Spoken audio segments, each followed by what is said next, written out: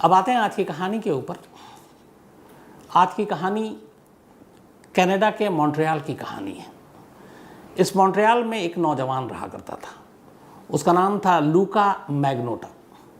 लूका एक ठीक ठाक परिवार में जन्मा, लेकिन स्कूल में उसके साथ कुछ ठीक ठाक हुआ नहीं, तो 17 साल की उम्र में उसने स्कूल 20 से ही सब कुछ छोड़ दिया और मॉन्ट्रियल में रहने लगा।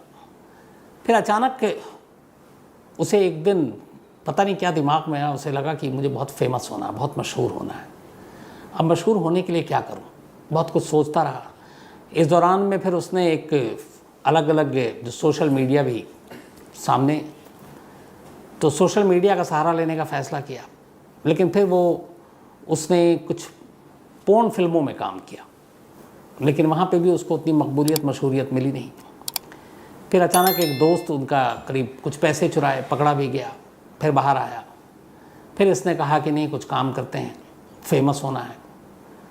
तो मॉडलिंग पार्ट टाइम बाकी चीज़ें करता रहा। ये सब बातें हैं 2004 से शुरू किया उसने, और लगभग 6-7 साल बीत गए, बल्कि 6 साल। लेकिन उसे लगा कि काम बन नहीं रहा है, मुझे जितने लोग जानने चाहिए, जितने लोग मुझे माने पहचाने, ऐसा हो नहीं रहा है। इधर अब सोशल मीडिया धीरे धीरे ताकतवर होती जा रही थी। अब 2010 आ गया। 2010 में अचानक एक रोज़ उसने एक वीडियो एक साइट पे डाला, और उस साइट का नाम था bestgo.com, ये मॉन्ट्रियल में।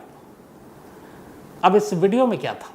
इस वीडियो में उसने ये दिखाया कि 2 बिल्लियों को पकड़ा, उनको एक पॉलीथीन के अंदर रखा, पॉलीथीन को बंद कर दिया और वो शूट करता रहा। चूँकि ऑक्सीजन हवा आ नहीं रही पॉलीथीन के अंदर, सारे रास्ते रोक रखे हैं, दोनों बिल्लियाँ तड़प कर मर गईं, दम तोड़ दिया। और ये सारा सीक्वेंस, सारी सीन उसने कैमरे में रिकॉर्ड किया और फिर इसको सोशल मीडिया पे अपलोड कर दिया।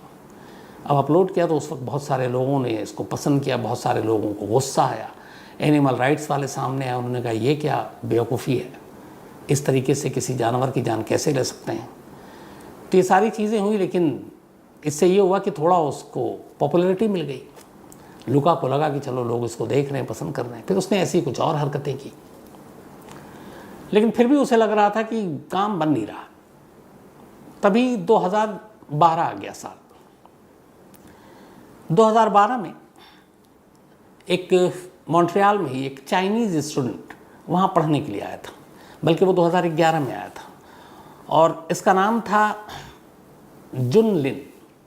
जुन लिन ने मॉन्ट्रियल में एक यूनिवर्सिटी में दाखिला लिया। वो वहाँ इंजीनियरिंग कंप्यूटर साइंस में कर रहा था, और पार्ट टाइम में वो एक स्टोर में काम करता था, और एक फ्लैट में अपने एक पार्टनर के साथ रहा करता था किराए पे।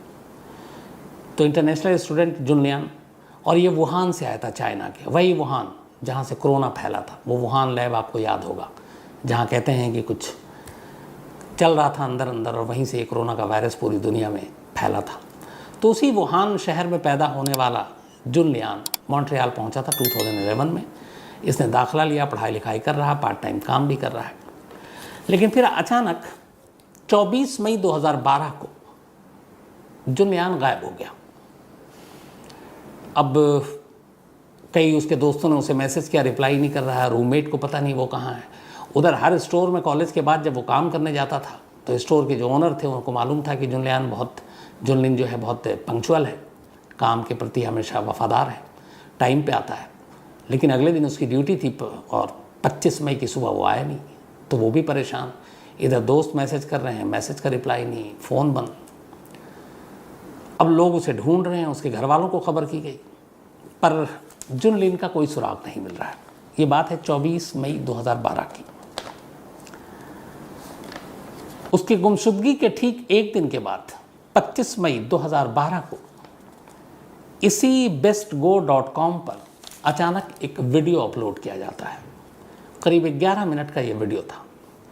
इस वीडियो में दिखाया जा रहा है कि एक शख्स कुर्सी से बंधा हुआ है, और उस शख्स को बाकायदा चाकू से, आइस कटर से उसके ऊपर वार किया जा रहा है।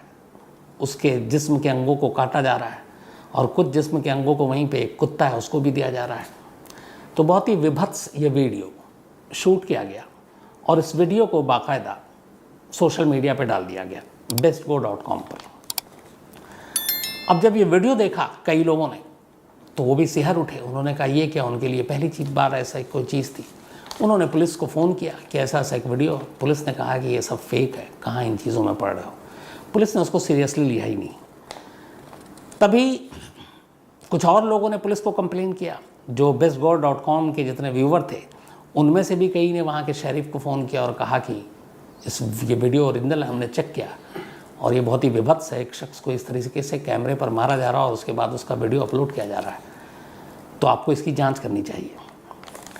अच्छा, उसके बाद पुलिस ने कहा कि हाँ ठीक है। जब पुलिस ने भी अपनी तरफ से उसकी जांच की तो पता चला वीडियो बिल्कुल सही है, जेन्युइन है।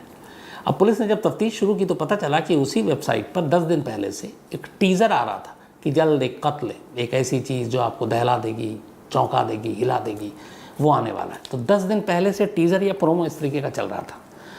अब जब पुलिस ने इन सारी चीज़ों को देखा, इधर तफ्तीश शुरू ही की, लेकिन अभी तफ्तीश चल रही है कि तभी 26 मई को टोरंटो पुलिस के पास ये सारी कंप्लेंट आई। फिर दूसरे शख्स ने कंप्लेंट की।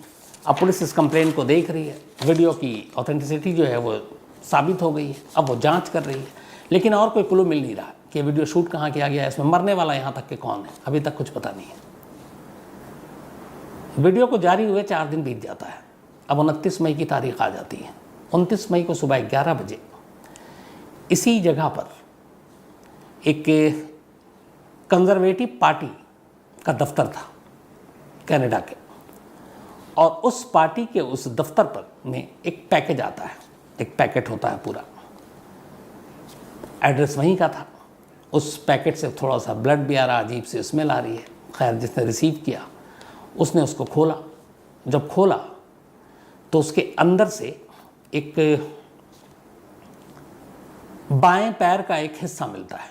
उस पैकेट के अंदर जो एक कनाडा की एक कंजर्वेटिव पार्टी को भेजा गया था। खून तो था ही था, स्मेल भी आ रहा है, और साथ ही उस पैकेट के ऊपर एक लाल रंग से एक हार्ट का निशान मार्क बनाया गया था। अब जैसे ही ये मिला, लेफ्ट फुट था, बाएं पैर का इसमें टुकड़ा, तो वहाँ सन्ने की ये किसका मजाक है क्या है, लेकिन कुछ समझ में नहीं आया। अभी भी ये इधर परेशानी थे कि उधर थोड़ी दूरी पर एक और पॉलिटिकल पार्टी, लिबरल पार्टी के दफ्तर में सेम ऐसी एक पैकेट आता है। जब उस पैकेट को खोला जाता है तो उसके अंदर से बायां हाथ मिलता है। पहली पॉलिटिकल पार्टी के यहाँ से बायां पैर मिला, दूसरी पॉलिटिकल पार्टी के यहाँ जो भेजा गया वो पैकेट, उसमें बायां हाथ मिला। अब वो भी परेशान कि ये क्या है, पुलिस को खबर करते हैं। तो ये 29 और 30 मई की बात है। अब 3-4 दिन बीत जाता है, उधर पुलिस जांच कर रही है, अभी तक कोई सुराग नहीं कि वो वीडियो में कौन है क्या है। तभी 5 जून की तारीख आ जाती है। 5 जून की इस तारीख में 2 अलग अलग स्कूलों में मॉन्ट्रियल के, एक स्कूल था सेंट जॉर्ज स्कूल और दूसरा था एक creek elementary school, British Columbia. यहाँ पे 2 और पैकेट मिलते हैं, और इन 2 पैकेट्स में एक में राइट हैंड और एक में जो राइट लेग, पैर, उसके कुछ टुकड़े मिलते हैं। तो अब ये 4 अलग अलग पैकेट मिले, 2 पॉलिटिकल पार्टी के, 2 स्कूल के। अब ये चल ही रहा था कि इसी मॉन्ट्रियल में एक जगह पर, एक गार्बेज के पास, एक कूड़ा घर के पास एक सूटकेस मिलता है। उस दिन काफ़ी कूड़ा था, जो उठाने के लिए आया था उसके पास, उसने 25 मई को ही देखा था उस बैग को। उसने देखा एक बैग पड़ा हुआ, लेकिन उसको काफ़ी गार्बेज उठाना था, उसने छोड़ दिया कि नेक्स्ट ट्रिप पे उठाएंगे। अब उसके बाद वो आता है दोबारा, उस बैग को देखता है, बैग को खोलता है, बैग खून से सना हुआ है। अब उस बैग के अंदर भी इंसानी शरीर के कुछ टुकड़े थे। फ़ौरन पुलिस को खबर करता है, पुलिस आती है उसमें। उसके बाद उस गार्बेज के आसपास की तलाशी ली जाती है, तो वहाँ से कुछ खून से सने कपड़े मिलते हैं, कुछ पेपर्स मिलते हैं, कुछ अलग अलग और भी इंसानी अंग के टुकड़े मिलते हैं। अब पुलिस के लिए ये बड़ी हैरान करने वाली बात थी। पॉलिटिकल पार्टी के दफ्तर में इंसानों के लाश के टुकड़े बाकायदा पैकेट में भेजे जा रहे हैं, स्कूलों में भेजे जा रहे हैं, यहाँ गार्बेज के ढेर पे मिल रहा है। और ये है कौन, क्या है? एक ऐसे ही पैकेट के साथ एक नोट भी मिला, और उस पर लिखा हुआ था कि हमने एक इंसानी जिस्म के 6 टुकड़ों को 6 पैकेट में पैक किया है और हमने उन सबको भेज दिया है, और अगला एक और कत्ल होगा और ऐसे ही पैकेट भेजेंगे। ये एक नोट मिला था एक के साथ। अब मॉन्ट्रियल पुलिस, कनाडा पुलिस हरकत में आई, तलाशी शुरू हुई। सबसे पहले और तो कहीं कोई क्लू मिला नहीं, लेकिन जिस गार्बेज के पास ये ब्रीफकेस मिला वहाँ पे पुलिस ने सारे सीसीटीवी कैमरा और वो सब खंगालना शुरू किया। उसमें से एक जगह एक शख्स दिखाई दिया जो इस तरीके के बैग लाकर फेंक रहा है, फिर किस्तों में कुछ पॉलीथीन लाकर फेंक रहा है। इसके बाद पॉलिटिकल पार्टी और स्कूल, इन सब के सीसीटीवी कैमरे को खंगाला गया, लेकिन वहाँ से कुछ ऐसी चीज़ मिली नहीं।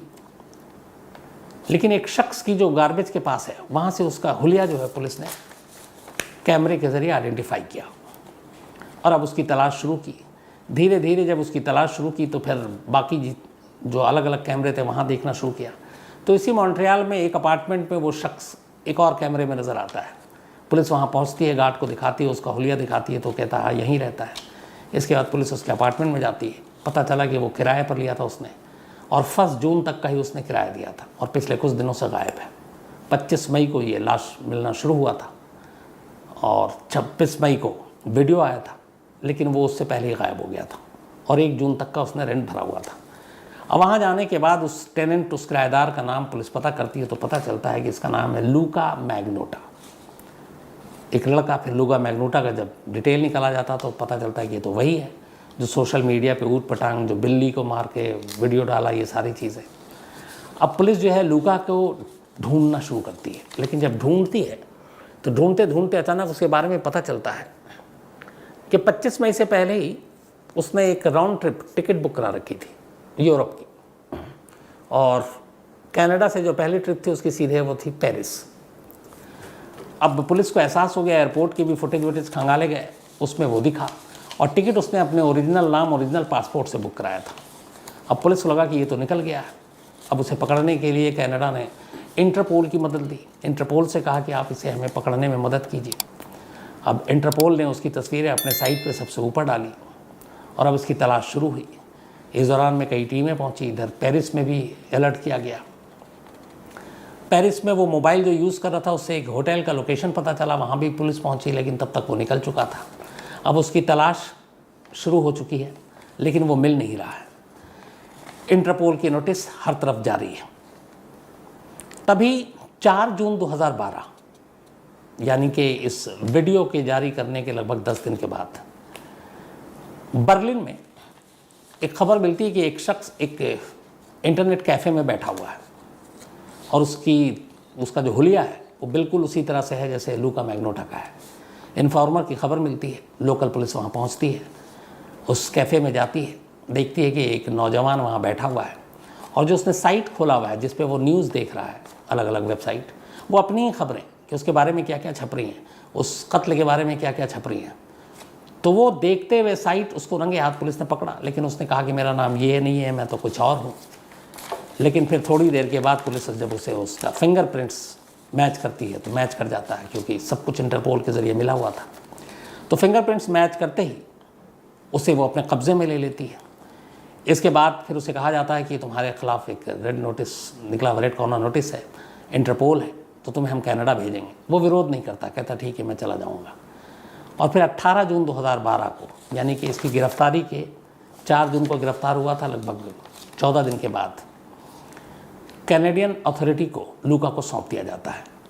वो उसे लेकर, बाकायदा ये है कि एक ऐसा इंसान जिसने सोशल मीडिया पे इस तरीके से फेम करने के लिए, नाम कमाने के लिए डाला है, तो आम पैसेंजर को ख़तरा ना हो, तो पैसेंजर फ़्लाइट में नहीं बल्कि उसके लिए एक special Royal Canadian Air Force CC-150 special plane भेजा गया बर्लिन, और वहाँ से उस प्लेन में जो सिक्योरिटी गार्ड थे, अफसर थे, वो उसको लेकर उस प्लेन से अकेले खाली कनाडा लौटते हैं। कनाडा आने के बाद उससे पूरी पूछताछ की जाती है। वो अपना जुर्म एक्सेप्ट करता है। वो कहता है हाँ मैंने ये सब कुछ किया क्योंकि मुझे सोशल मीडिया पे अपना नाम कमाना था, लोग मुझे पहचाने जाने। लेकिन मुझे मालूम था कि जब मैंने बिल्ली दोनों को मारा और सोशल मीडिया पे डाला तो बहुत सारे लोग विरोध में आ गए, तो शायद आगे डालूंगा तो मैं कानूनी उलझनों में फंस सकता हूँ। तो मुझे लगा कि कुछ ऐसा बड़ा धमाका करूँ जिससे लोग मुझे याद रखें। तो फिर मुझे ख्याल आया और मुझे ये टकरा गया एक दिन चीनी स्टूडेंट, और मैंने उसको पकड़ा, अपने घर में लाया। घर में लाने के बाद मैंने उसे धोखे से कुर्सी पे बांधा और फिर किचन नाइफ और आइस कटर इनसे उसके शरीर के टुकड़े किए और इन सारी चीज़ों को मैं रिकॉर्ड करता गया। और उससे पहले मैंने टीज़र के तौर पर डालना शुरू कर दिया था कि जल्दी आ रहा है कुछ चौंकाने वाला, और फिर ये 11 मिनट का वीडियो डाल दिया। तो बोला इस वीडियो को डालने के बाद मुझे मालूम था कि मेरा यहाँ पे बचना मुश्किल है, गिरफ्तार हो जाऊँगा, इसीलिए इस कत्ल की पूरी प्लानिंग से पहले ही मैंने टिकट बुक करा रखी थी देश से निकलने की, और इधर कत्ल हुआ, वीडियो डाली, और वीडियो डालते ही फिर मैं सीधे एयरपोर्ट गया और वहाँ से यूरोप चला गया। तो ये सारी प्लानिंग थी। बाद में उसका सारा टेस्ट हुआ, पता चला कि दिमागी रूप से भी वो ठीक ठाक है, बिल्कुल फिट है। अब फिर उसके बाद मुकदमा चला, करीब 12 हफ्ते तक ट्रायल चला, 12th वीक, और इसमें से 10 वीक बहस हुई, सारे गवाह और ये सारी चीज़ें आई। इन तमाम गवाहों और दलीलों के बाद जो ट्रायल था उसमें कुल मिलाकर जो जज और जूरी मेंबर थे 12 लोग थे। इनमें से 8 महिलाएं थी, वुमेन, और 4 जो है वो पुरुष थे। 12 हफ्ते के ट्रायल के बाद 15 दिसंबर 2014 को, 15 दिसंबर 2014 को जूरी और जज ने अपना फैसला सुनाया, और इस कत्ल के लिए और इससे पहले जो कुछ उसने किया उन सब के लिए अदालत ने उसे लाइफ इम्प्रिजमेंट, उम्र कैद की सज़ा सुनाई, इस शर्त के साथ कि 25 साल से पहले वो पेरोल पर भी बाहर नहीं आएगा, यानी 25 साल पहले पूरा करेगा तब। तो एक तो उम्र कैद सुनाई, और बाकी उसके जुर्म के लिए किडनैपिंग, बिल्ली और ये सारी चीज़ें जो 19 साल अलग से सज़ा सुनाई। तो लाइफ इम्प्रिजमेंट है, 25 साल से पहले वो बाहर नहीं आएगा। 2014 में ये फैसला आया है, तो अभी सिर्फ 8 साल हुए हैं, और अभी 17 साल करीब बाकी है कि वो बाहर आए। लेकिन जेल के अंदर जाने के बाद फिर ये खबर आई है जेल से कि वहाँ उसने कैदी से ही शादी कर ली, लेकिन अभी भी वो कनाडा की जेल में बंद है। तो ये कहानी थी एक ऐसे शख्स की जो सिर्फ कैसे कैसे फितूर होते हैं इस दुनिया में सनक होती है कि मशहूर होने के लिए क्या क्या सोचते हैं कि ये करूं, और उन्हीं में से एक ये लुका था। तो कहानी में इतना ही।